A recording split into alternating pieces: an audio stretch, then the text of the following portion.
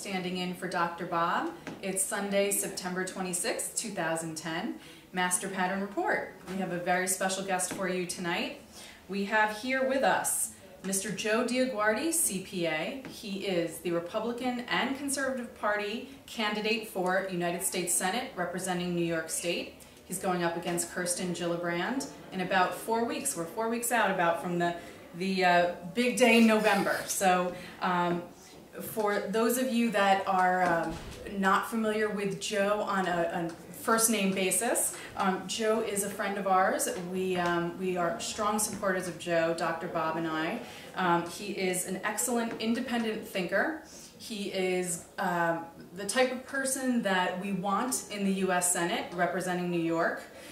He's going to teach those guys and ladies down in Washington how to run the show. So I am going to introduce Joe. He was, for Westchester County, he was our U.S. Congressman back in the 1980s, and we're going to find out now from Joe what he's been doing since the 1980s when he left Congress, and we're going to see him back in the Senate now. So, Joe DioGuardi, thank you for coming. Nice to be on the Master Pattern Report. Of course, thanks for coming. That's great. So, can you tell us, you know, what you've been doing the last 20 years, and bring us into your campaign, will you? Well, you know, you can serve at different levels, and when I was a partner in Arthur Anderson in the 70s and 80s, before I ran for Congress, I elected to do a lot of community work, mainly for the Phoenix House on drug abuse, and mainly for the American Cancer Society. And that was in Manhattan. But in Westchester County, I was president of my homeowners association, and later got on the Industrial Development Authority of the county. And that was important for me to learn how we induced companies to stay who wanted to leave, and how we tried to bring in companies that we wanted to be part of Westchester County using the AAA bond rating. You might say that kind of thinking stuck with me, and it's very important for what I'm trying to do today in New York State to bring jobs here or keep them from leaving.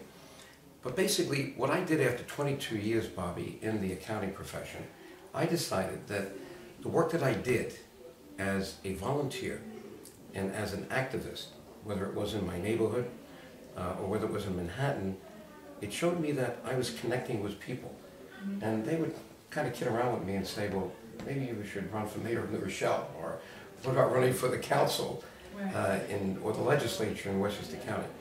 And then one day, a group of businessmen who heard me speak at the Industrial Development Board in White Plains, and they were, among them was the chairman of IBM, president of PepsiCo, and the president of Texaco. And they asked me if I wouldn't come and have a breakfast with a group that met monthly and kind of talk to them about what this county needed. And out of that discussion, I guess they were impressed enough, they said, almost kidding around, do you think you would run for Congress against this guy Ottinger?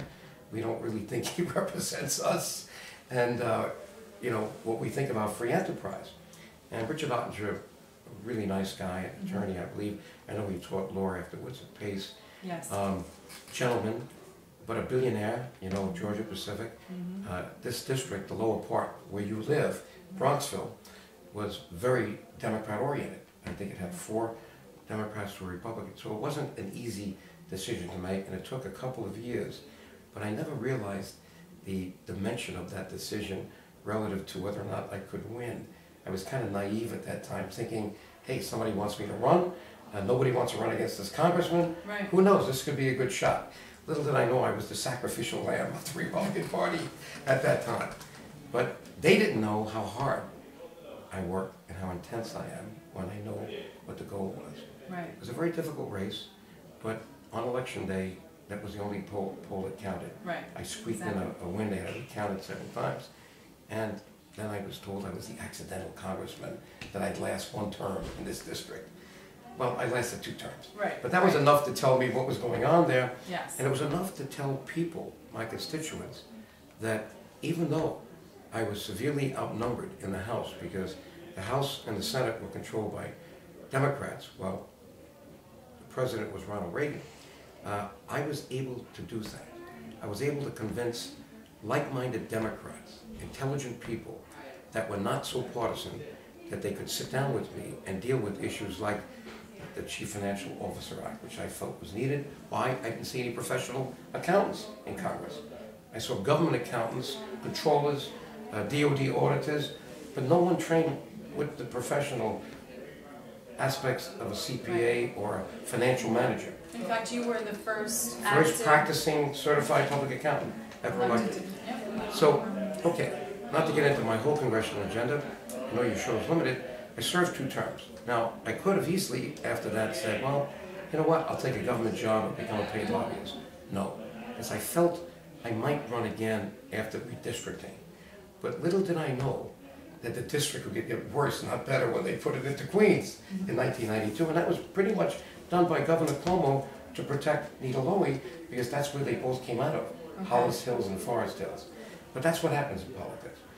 So I decided to become an activist as a citizen. I went back to work as a CPA, not doing CPA work for clients, but getting on the boards of public companies and privately held companies that wanted to go public, using my expertise to help them do that. Okay. And made enough money that I could devote probably 50% or more of my time to the Truth in Government Foundation and to the Human Rights Foundation that I set up with my wife, Shirley, and continued to do some very good work as a citizen, saving the Albanian people from the genocide of Mr. Milosevic, what happened in Bosnia, what would have happened to them if Shirley and I had not had a series of congressional hearings, Senate and House, to do that.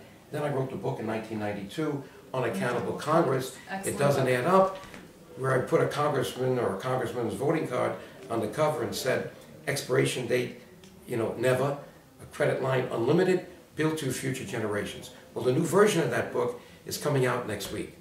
Now, that book forecasted much of what's going on today, including the minds of Fannie Mae and Freddie Mac, and at the end of one chapter, which was the Big Apple in Washington, one bailout after the other, because as a young partner, I was assigned to the Treasury account at Arthur Andersen to do the bailout of New York City, and I learned how these big governmental entities hide things.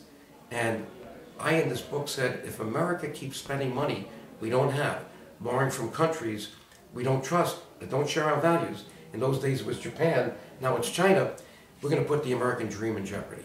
And that's the message which is resonating today, Fabienne, and that's the message that I believe got me elected in the primary, and that will get me elected in this. So you even had an activity with me in rethinking Westchester County government last year, when we realized Westchester County was the most expensive county in the country out of 3,000 because of taxes, real estate taxes, school taxes. Yes, highest tax county in the nation. We then then decided, let's see if we can consolidate governments, and that's still an open issue that we hope to do at some point, whether I'm elected or not. Right, and you know what, Joe is absolutely in a dead heat with Kirsten Gillibrand right now, so with 4 weeks until the election, how can we help you? We're going to put your website up here. Do that, and I know you're helping me personally with financial support and your friends, but what is the agenda? It's jobs is number one, no question. We got to do something to make Albany functional. It's totally dysfunctional. And I believe with my training in the private sector, I'll be able to do that. The other thing we have to do in Washington, and I said before, here's Mr. Palladino, we're both Republicans. He wants to bring a baseball bat to Albany. I want to bring a sharp pencil to Washington. We got to figure out how to reduce profligate spending and get control of the national debt. Absolutely. Ladies and gentlemen, thank you for joining us here on the Master Pattern Report, the 26th of September. Mr. Joe DioGuardi, CPA, let's put him in the U.S. Senate for New York State. Thank you. Thank you.